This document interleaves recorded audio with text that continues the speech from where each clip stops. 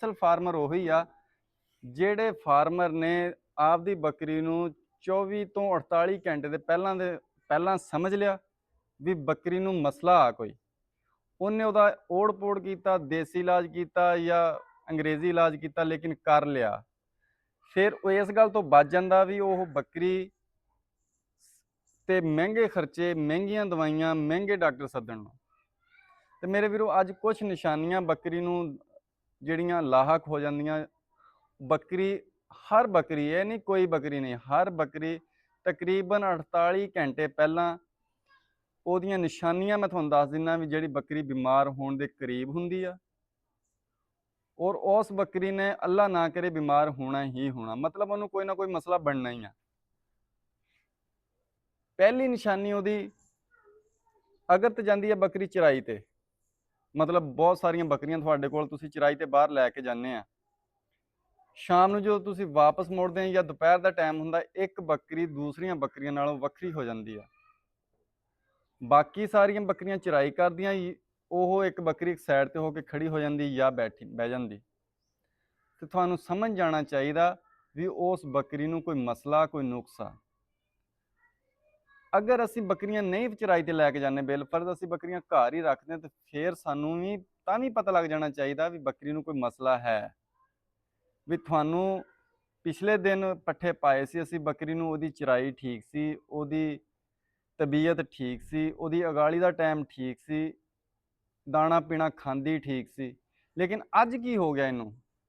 ਅੱਜ ਮੂੰਹ ਮਾਰਿਆ ਪਿੱਛੇ ਹੋ ਕੇ ਬਹਿ ਗਈ, ਜਾਂ ਉਹਦੀ ਤੁਸੀਂ ਜਿਸਮ ਦੇਖੋਗੇ ਤਾਂ ਵਾਲ ਖੜੇ ਖੜੇ ਜਿਹੇ ਮਾੜੇ ਮਾੜੇ ਮਹਿਸੂਸ ਹੋਣਗੇ, ਲੇਕਿਨ ਉਹ ਰੂਟੀਨ ਨਾਲ ਅਗਾਲੀ ਵੀ ਕਰ ਰਹੀ ਹੁੰਦੀ ਆ। ਅੰਦਰੂਨੀ ਤੌਰ ਤੇ ਅੰਦਰ ਅੰਦਰ ਉਹ ਬਿਮਾਰ ਹੋ ਰਹੀ ਹੁੰਦੀ ਹੈ, ਬਿਮਾਰੀ ਵਾਲੇ ਪਾਸੇ ਜਾ ਰਹੀ ਹੁੰਦੀ ਹੈ, ਲੇਕਿਨ ਸਾਨੂੰ ਸਮਝ ਨਹੀਂ ਲੱਗਦੀ ਵੀ ਇਹਨੂੰ ਬੱਕਰੀ ਨੂੰ ਹੋ ਕੀ ਗਿਆ। ਮੈਂ ਤੁਹਾਨੂੰ ਅੱਗੇ ਦੱਸਿਆ ਫਾਰਮਿੰਗ ਲਈ ਐਕਸਪਰਟ ਹੋਣਾ ਬਹੁਤ ਜ਼ਰੂਰੀ ਆ। ਅਗਰ ਤੁਸੀਂ ਬਿਲਫਰਜ਼ ਐਕਸਪਰਟ ਨਹੀਂ, ਲੇਕਿਨ ਕਮ ਸੇ ਕਮ ਤੁਹਾਨੂੰ ਆਪਦੇ ਜਾਨਵਰਾਂ ਦਾ ਇਸ ਗੱਲ ਦੀ ਤਾਂ ਆਈਡੀਆ ਹੋ ਜਾਏਗਾ ਨਾ ਵੀ ਸਾਡੀ ਬੱਕਰੀ ਕੱਲ ਕਿਸ ਹਾਲਤ ਸੀਗੀ, ਅੱਜ ਕਿਸ ਹਾਲਤ ਦੇ ਵਿੱਚ ਆ। ਹਰ ਬੱਕਰੀ ਤਕਰੀਬਨ 48 ਘੰਟੇ ਪਹਿਲਾਂ ਤੁਹਾਨੂੰ ਨਿਸ਼ਾਨੀਆਂ ਜ਼ਰੂਰ ਦਿੰਦੀ ਆ ਵੀ ਬਿਮਾਰੀ ਵਾਲੇ ਪਾਸੇ ਬੱਕਰੀ ਆ ਰਹੀ ਆ। ਅਕਸਰ ਤੁਸੀਂ ਅਗਰ ਫਾਰਮਿੰਗ ਨਹੀਂ ਕਰਦੇ ਜਾਂ ਫਾਰਮਿੰਗ ਵੱਲ ਨਵਾਂ ਆਉਣਾ ਚਾਹੁੰਦੇ ਆ, ਜਾਂ ਤੁਹਾਡਾ ਕਿਤੇ ਚੱਕਰ ਲੱਗਾ ਹੋਵੇ ਕਿਤੇ ਯਾਰਾਂ ਬੇਲੀਆਂ ਦੇ ਕੋਲ ਫਾਰਮ ਤੇ ਜਾਂ ਕਿਸੇ ਬੱਕਰੀਆਂ ਵਾਲੇ ਦੇ ਕੋਲ ਗਏ ਹੋਵੋ, ਅਕਸਰ ਤੁਸੀਂ ਦੇਖਿਆ ਹੋਣਾ ਵੀ ਜਦੋਂ ਕੋਈ ਬੱਕਰੀ ਬੱਚਾ ਡਿਲੀਵਰ ਕਰਨ ਦੇ ਬਿਲਕੁਲ ਨਜ਼ਦੀਕ ਹੁੰਦੀ ਆ ਤੇ ਫਿਰ ਸਾਰੀਆਂ ਬੱਕਰੀਆਂ ਚਰਾਈ ਕਰ ਰਹੀਆਂ ਹੁੰਦੀਆਂ ਤੇ ਉਹ ਬੱਕਰੀ ਸਾਈਡ ਤੇ ਹੀ ਖੜੀ ਰਹਿੰਦੀ ਆ, ਬਹਿ ਜਾਂਦੀ, ਉੱਠ ਜਾਂਦੀ, ਖੜੀ ਹੋ ਜਾਂਦੀ, ਬਹਿ ਜਾਂਦੀ, ਉੱਠ ਜਾਂਦੀ। ਉਹ ਚਾਰਾ ਵੀ ਨਹੀਂ ਖਾਂਦੀ। ਉਹਦੀ ਕੋਸ਼ਿਸ਼ ਹੁੰਦੀ ਹੈ ਕਿਹੜਾ ਟਾਈਮ ਹੋਵੇ ਮੈਂ ਘਰ ਪਹੁੰਚਾਂ, ਕਿਉਂਕਿ ਉਹਨੇ ਬੱਚੇ ਡਿਲੀਵਰ ਕਰਨੇ ਹੁੰਦੇ ਆ। ਇਸੇ ਤਰ੍ਹਾਂ ਜਦੋਂ ਬੱਕਰੀ ਬਿਮਾਰ ਹੁੰਦੀ ਆ, ਉਦੋਂ ਵੀ ਇਹੀ ਕੰਡੀਸ਼ਨ ਬੱਕਰੀ ਦੀ ਹੁੰਦੀ ਆ ਵੀ ਕਿਹੜੀ ਘੜੀ ਹੋਵੇ ਮੈਂ ਘਰ ਜਾਵਾਂ। ਅਗਰ ਘਰ ਬੱਕਰੀ ਹੈਗੀ ਆ ਤੇ ਫਿਰ ਉਹ ਖਾਣਾ ਛਾਣਾ ਛੱਡ ਕੇ, ਦਾਣਾ ਛਾਣਾ ਛੱਡ ਕੇ ਪਿੱਛੇ ਜਾ ਕੇ ਬਹਿ ਜਾਂਦੀ ਆ। ਸਾਨੂੰ ਮਾਲੂਮ ਹੋ ਜਾਣਾ ਚਾਹੀਦਾ ਵੀ ਇਹ ਬੱਕਰੀ ਨੂੰ ਕੋਈ ਮਸਲਾ। ਇਹ ਨਹੀਂ ਹੋਣਾ ਚਾਹੀਦਾ ਵੀ ਬੱਕਰੀ ਨੇ ਅੱਜ ਪੱਠੇ ਥੋੜੇ ਖਾਦੇ ਆ ਤੇ ਅਸੀਂ ਉਹਦੇ ਉੱਤੇ ਆਟਾ ਫੂਕ ਦਈਏ, ਅਸੀਂ ਉਹਦੇ ਉੱਤੇ ਚੋਕਰ ਹੋਰ ਪਾ ਦਈਏ ਵੀ ਬੱਕਰੀ ਨੇ ਅੱਜ ਪੱਠੇ ਥੋੜੇ ਖਾਦੇ ਆ ਤੇ ਚਲੋ ਚੋਕਰ ਨਾਲ ਰਜਾ ਦਈਏ। ਰੂਟੀਨ ਨਾਲ ਤੁਸੀਂ ਚਾਰਾ ਤਾਂ ਬਿਲਕੁਲ ਪਹਿਲੇ ਵੀ ਦੇ ਰਹੇ ਸੀ, ਪਹਿਲਾਂ ਫਿਰ ਕਿਉਂ ਖਾਂਦੀ ਸੀ ਜੇ ਹੁਣ ਅੱਜ ਨਹੀਂ ਖਾਂਦੀ? ਆਖਰ ਕੋਈ ਨਾ ਕੋਈ ਤਾਂ ਉਹਦੇ ਵਿੱਚ ਮਸਲਾ ਹੈ ਨਾ। ਉਹਦੇ ਵਿੱਚ ਬੱਕਰੀ ਨੂੰ ਦਸਤ ਵੀ ਲੱਗ ਸਕਦਾ, ਮਤਲਬ ਮੋਸ਼ਨ ਵੀ ਲੱਗ ਸਕਦੇ ਆ, ਬੱਕਰੀ ਨੂੰ ਉਫਾਰੇ ਦੀ ਕੋਈ ਸ਼ਿਕਾਇਤ ਵੀ ਹੋ ਸਕਦੀ ਆ, ਬੱਕਰੀ ਨੂੰ ਕੋਈ ਬੁਖਾਰ ਵੀ ਹੋ ਸਕਦਾ ਵਾ, ਬੱਕਰੀ ਦਾ ਕੋਈ ਅੰਗਿਆਰੀ ਦਾ ਮਸਲਾ ਵੀ ਬਣ ਸਕਦਾ, ਚੱਡੇ ਦੇ ਮਸਾਇਲ ਵੀ ਬਣ ਸਕਦੇ ਵੀ ਜਦੋਂ ਅੰਗਿਆਰੀ ਪੈਂਦੀ ਆ ਉਦੋਂ ਵੀ ਬੱਕਰੀ ਦੀ ਕੰਡੀਸ਼ਨ ਇਹ ਹੋ ਜਾਂਦੀ ਵੀ ਬੁਖਾਰ ਵੀ ਹੁੰਦਾ, ਮਤਲਬ ਜਿਹਨੂੰ ਕਹਿੰਦੇ ਆਪਾਂ ਥਣ ਖਰਾਬ ਹੁੰਦਾ, ਉਹਨੂੰ ਕਹਿੰਦੇ ਆ ਅੰਗਿਆਰੀ ਪੈਣੀ। ਉਹ ਜਦੋਂ ਚੱਡੇ ਨੂੰ ਅੰਗਿਆਰੀ ਪੈਂਦੀ ਹੈ ਤਾਂ ਬੱਕਰੀ ਨੂੰ ਬੁਖਾਰ ਵੀ ਹੁੰਦਾ ਤੇ ਬੱਕਰੀ ਪੱਠੇ ਵੀ ਛੱਡ ਜਾਂਦੀ ਹੈ।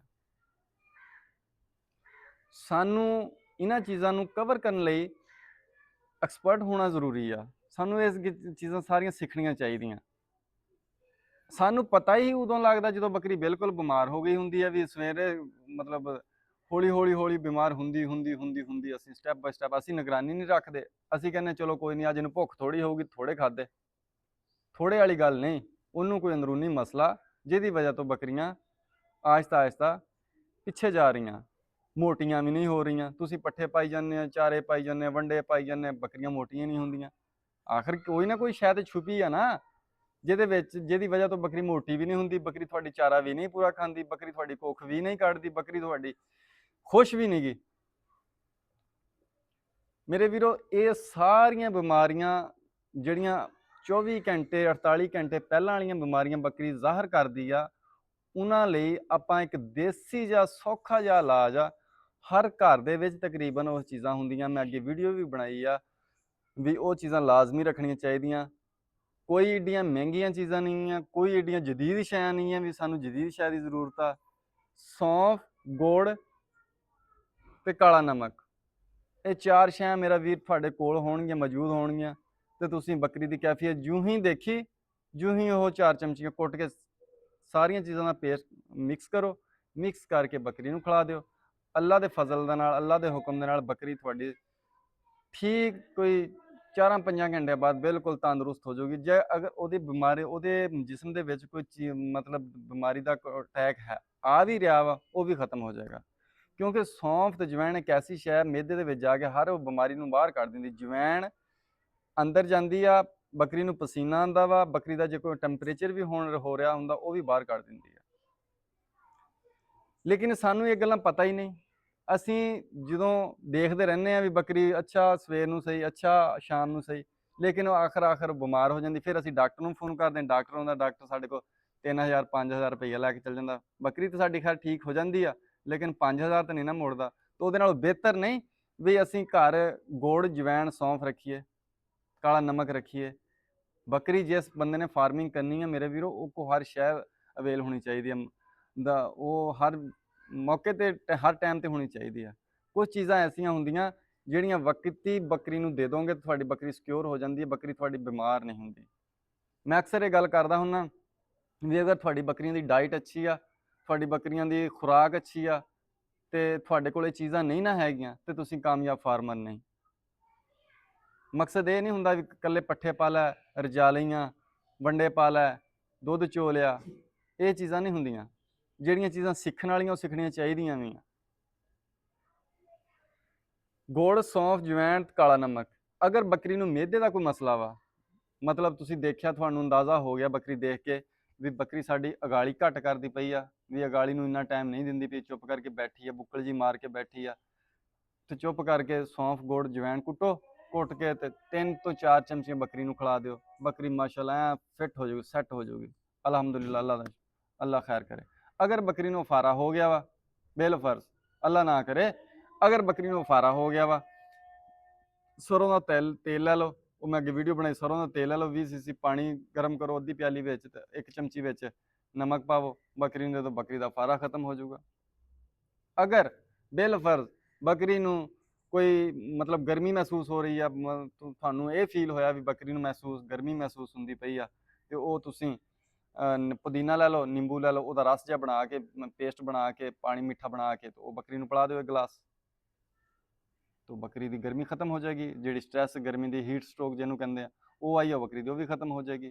अगर बिलकुल थानू महसूस होंदा भी बकरी नूं बुखार है या बकरी नूं दर्द आ, हल्दी लै लो, दही लै लो, उन्होंने पेस्ट बनाओ, पेस्ट बना के बकरी नूं दे दो, तो इंशाअल्लाह अल्लाह के हुक्म नाल बकरी का जे कोई अंदर टैंपरेचर भी है या नज़ला वा या बुखार आ या खांसी आउंदी आ, तो हल्दी सरों का तेल विच मिक्स कर लो, विच दही पा लो, इन्हां दा पेस्ट बना लो, पेस्ट बना के तो बकरी नूं पिला दिओ। खुराक एक बकरी की अद्धी प्याली हुंदी, मतलब सारियां चीज़ां मिक्स करके अद्धी प्याली, मतलब 100 ग्राम 100 ग्राम तुसीं वो बकरी नूं पिला दिओ। अल्लाह के फजल दे नाल इंशाअल्लाह अल्लाह के हुक्म नाल हर चीज़ क्लीयर हो जाऊगी। लेकिन असीं इस पासे जांदे नहीं। रौला इत्थे आण के साडा बनदा भी असीं इस पासे जांदे नहीं, असीं जांदे हां शार्टकट वाले पासे।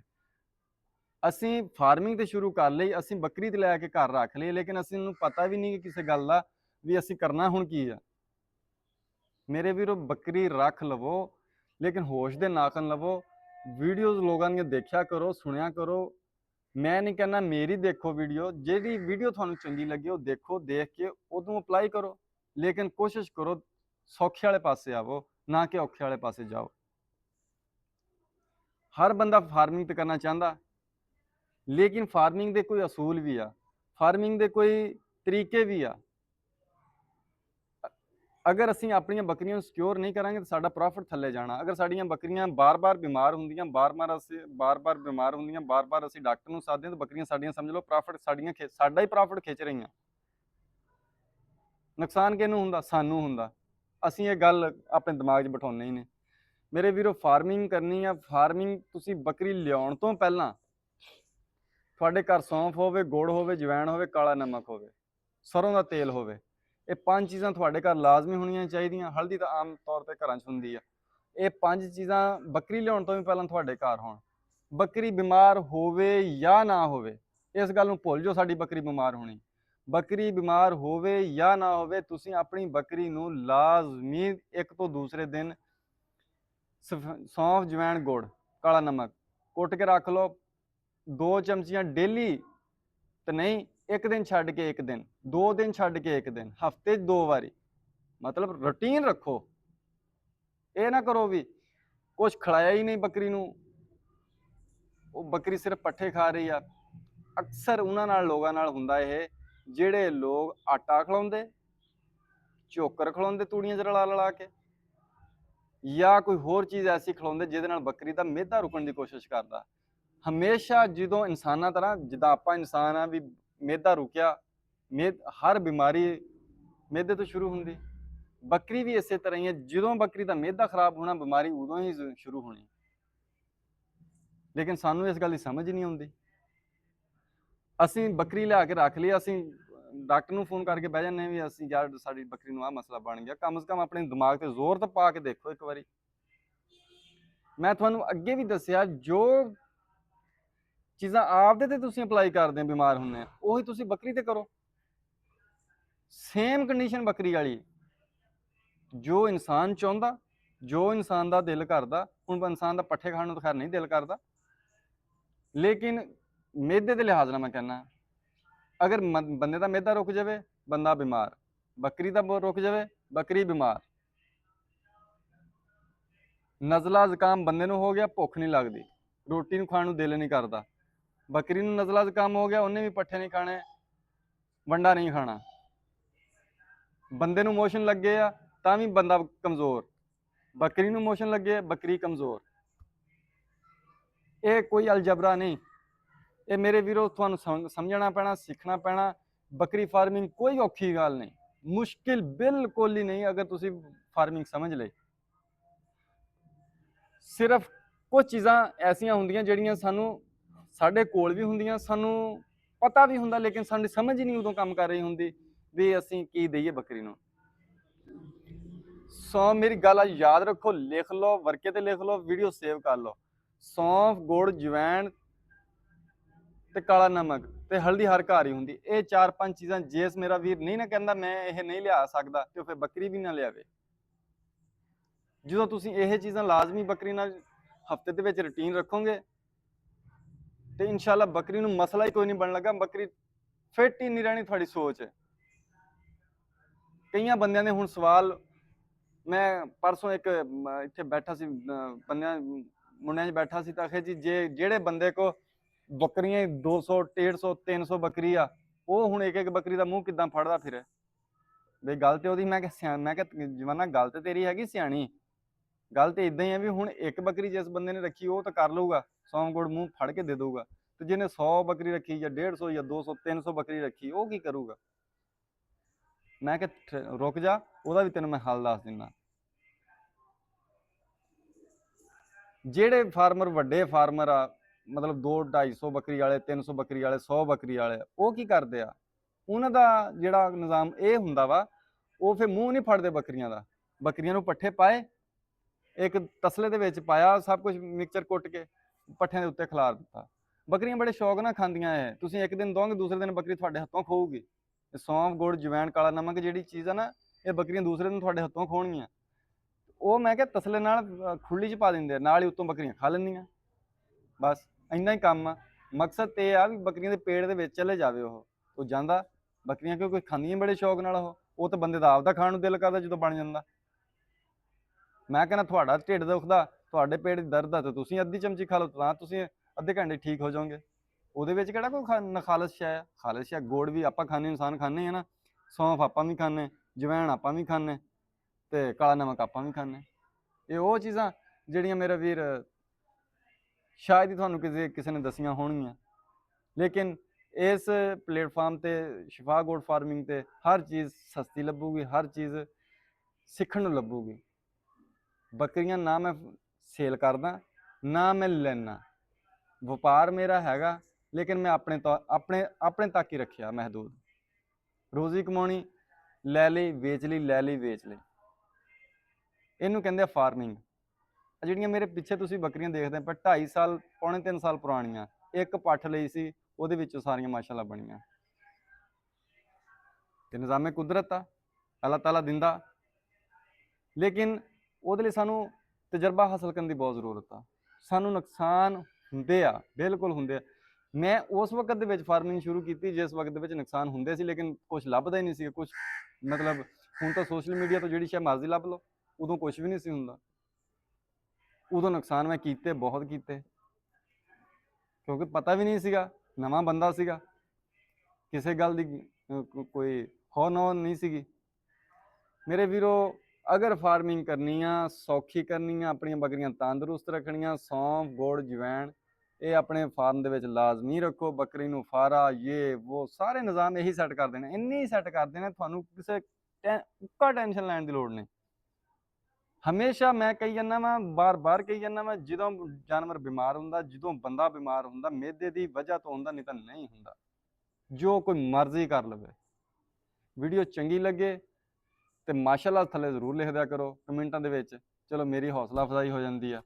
ਤੇ ਅਗਰ ਵੀਡੀਓ ਨਹੀਂ ਚੰਗੀ ਲੱਗਦੀ ਤੇ ਤਾਂ ਵੀ ਕਮੈਂਟਾਂ ਦੇ ਵਿੱਚ ਲਾਜ਼ਮੀ ਦੱਸ ਦਿਆ ਕਰੋ ਵੀ ਬਾਈ ਇਹ ਵੀਡੀਓ ਚੰਗੀ ਨਹੀਂ ਸੀਗੀ, ਸਾਨੂੰ ਚੰਗੀ ਨਹੀਂ ਲੱਗੀ, ਇਹਦੇ ਵਿੱਚ ਸਿੱਖਣ ਲਈ ਕੋਈ ਸ਼ੈ ਨਹੀਂ ਸੀਗਾ, ਤੇ ਚਲੋ ਮੈਂ ਕੋਈ ਥੋੜੀ ਜਿਹੀ ਵੀਡੀਓ ਚੰਗੀ ਬਣਾ ਲਿਆ ਕਰੂੰਗਾ। ਬਣਾਉਣੀ ਤਾਂ ਹੈ ਨਾ ਮੇਰੇ ਵੀਰੋ। ਇਹ ਮਤ ਸੋਚੋ ਵੀ ਸਿਰਫ ਵਿਊ ਦੇ ਚੱਕਰ 'ਚ ਹੀ ਵੀਡੀਓ ਬਣਾਉਣਾ, ਲੇਕਿਨ ਇਹ ਸੋਚੋ ਕੁਛ ਨਾ ਕੁਛ ਸਿੱਖਦੇ ਤੁਸੀਂ ਵੀ ਤਾਂ ਹੈ ਨਾ। ਚਲੋ ਸਾਰੀ 15 ਮਿੰਟ ਦੀ ਵੀਡੀਓ ਜਾਂ 18 ਮਿੰਟ ਦੀ ਵੀਡੀਓ ਹੁੰਦੀ, ਉਹਦੇ ਵਿੱਚ ਕੋਈ 2 ਮਿੰਟ ਦੀ ਵੀਡੀਓ ਤਾਂ ਐਸੀ ਹੁੰਦੀ ਹੈ ਨਾ ਜਿਹੜੀ ਕੰਮ ਦੀ ਵੀ ਹੁੰਦੀ ਹੈ। ਮੇਰੀ ਹੌਸਲਾ ਅਫਜ਼ਾਈ ਲਈ ਥੱਲੇ ਮਾਸ਼ਾਅੱਲਾ ਲਾਜ਼ਮੀ ਲਿਖ ਦਿਆ ਕਰੋ, ਵੀਡੀਓ ਚੰਗੀ ਲੱਗਦੀ ਹੁੰਦੀ ਹੈ। ਵਸਲਾਮ।